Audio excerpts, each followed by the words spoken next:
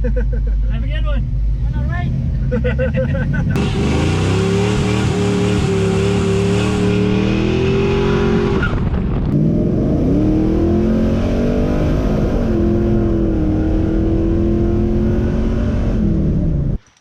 Get you some!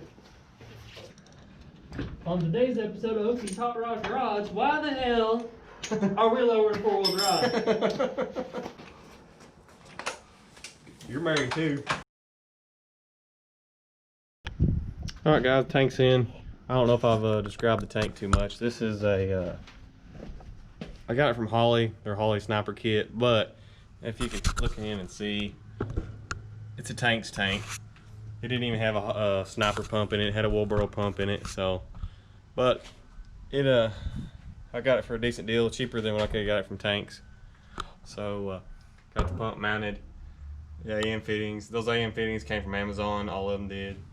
The hose came from, that's the eBay hose, push lock hose, 6AN fittings. I'll drop down and show you what I got underneath the truck here. I mounted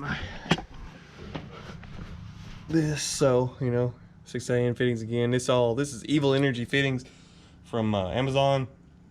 A couple $100 worth of fittings. And they work well. I've used them on all my other projects. I'm gonna have to get some hold downs to hold down the fuel line, but you can kind of just see how I ran it along the frame there. I still am gonna have to get it pushed up against the frame, but that is that. I need to wire the pump, get some wire the pump, and some thread tape that's fuel resistant so it don't eat it up and have a leak out of the tank. But I kind of, this is kind of the tank mounted. It don't have no holes, just pre-drilled holes or nothing. You just drill your holes and go down to the local hardware store and get you some bolts. I really like it. It's not a Boyd welding tank. It ain't fancy like that. I've used Boyd in the past. They work really well. But, you know, I didn't want to spend the dang near $900 for a Boyd welding tank, and I got this for half. So, you know what I mean? When you're on a budget, you're on a budget. And this fuel line, I'll show it to you if you can see it. Looks like hydraulic hose, but the push lock fittings, they went in good. And it's really durable hose, so we'll give it a try. I think I gave 50 bucks for 25 foot off eBay, and I'll kind of show you these the fitting packages here. These are Evil Energy fittings, and they're made in China, so that's the only sucky part about it. But you know, when you're on a budget, you're on a budget. I think I got, that's the tranny cooler. This is these are this brand here. These are the fittings for the transmission cooler lines on 80. This is the back fitting on 80. If you do not have this on 80, you will burn that back bushing out of the transmission. So if you do an 80 swap, do AM fittings on the transmission, make sure you get this one for the back. And this one works for the front. So I think I'm gonna do that next. I don't know if I'll show you guys the cooler that I got. Maybe it's buried in all this junk here. This is the cooler. This was a Amazon Marketplace cooler. I'm gonna do away with the brackets and find some way to mount it. Probably mount it up underneath the front somewhere. I used this on my last C10 Wallace and really liked it. Kept the training nice and cool. So we're may jump into that next, or may jump into the wiring. I don't know. I got a lot of wiring to do and some holes to drill, and I don't know. You know, you guys know how that wiring is. It's dreadful. May wait for Brandon to get here and make Brandon do it. How about that? But that's where we're at, guys. We'll jump in and show you what's next. We've got the intake just setting on.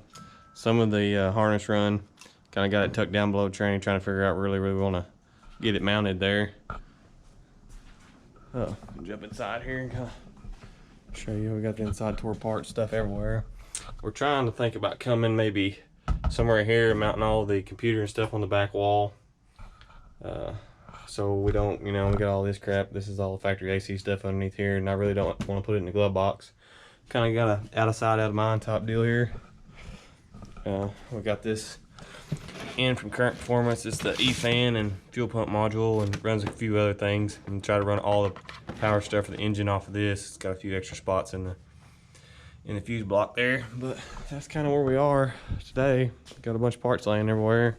I'm just got the intake setting on. I'm just running the fuel lines, and well, this is where I decided to mount the transmission cooler. Kind of just welded it to the cross member there, built some brackets, and it kind of sits flush with the bumper there. And got all the lines built. All that. Got these cool little brackets off Amazon too. It holds the line together. Got 5 of them for like $10. The cooler also has a temperature sensor right here. It's in line. And I run the lines back through there. I still need to get some hold downs. As you can tell, they're laying all the way back to the transmission there. So, next on the list is wiring, and I dread it.